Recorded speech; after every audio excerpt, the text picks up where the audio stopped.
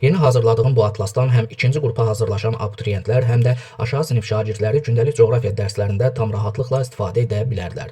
Hər xəritədə bəhs olunan mövzuya uyğun şəkildə araşdırma tapşırıqları da verilmişdir ki, onlar vasitəsilə biliklərinizi möhkəmləndirə bilərsiniz. Həmçinin müəllimlər bu tapşırıqları ev tapşırığı olaraq yaxud sinifdə hansısa fəaliyyətin bir parçası olaraq verə bilərlər.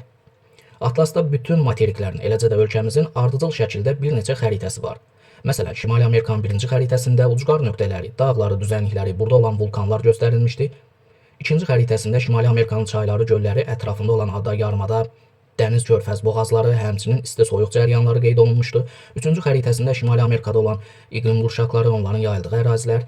Dördüncü xəritəsində Şimali Amerikada yerləşən ölkələr, onların paytaxt şəhərləri göstərilmişdi. Bu qaydada bütün materiklər, eləcə də ölkəmiz verilmişdir.